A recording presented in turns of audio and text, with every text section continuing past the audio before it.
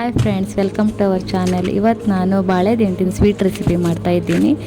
ಬಾಳೆ ದಿಂಡನ್ನು ಚೆನ್ನಾಗಿ ತೊಳೆದ್ಬಿಟ್ಟು ಫಸ್ಟ್ ಲೇಯರ್ ಎಲ್ಲ ತುಂಬ ಲೇಯರ್ಸ್ ಇರುತ್ತೆ, ಅದನ್ನೆಲ್ಲ ತೆಗೆದ್ಬಿಟ್ಟು ಕೊನೆ ಲೇಯರನ್ನು ಕ್ಲೀನ್ ಮಾಡಿಕೊಂಡು ಚಿಕ್ಕ ಚಿಕ್ಕದಾಗಿ ರೌಂಡಾಗಿ ಕಟ್ ಮಾಡ್ಕೊಳ್ಬೇಕು.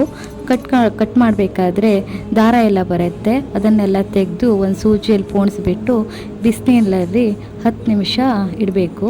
10 ನಿಮಿಷ ಆದಮೇಲೆ ಅದನ್ನೆಲ್ಲ ತೆಗೆದು ಬೆಲ್ಲದಲ್ಲಿ ಹಾಕಿ ಚೆನ್ನಾಗಿ ಪಾಕ ಬರೋ ಹಾಗೆ ಕುದಿಸ್ಬೇಕು.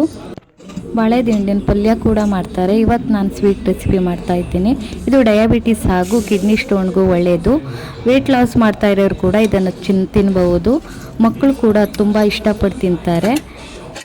ಹಾಗೆ ಒಳ್ಳೆ ವಿಡಿಯೋಗಾಗಿ ನಮ್ಮ ಚಾನಲನ್ನು ಸಬ್ಸ್ಕ್ರೈಬ್ ಮಾಡಿಕೊಳ್ಳಿ. ಈ ವಿಡಿಯೋಗೆ ಲೈಕ್ ಆ್ಯಂಡ್ ಶೇರ್ ಮಾಡಿ ಸಪೋರ್ಟ್ ಮಾಡಿ. Thank you for watching.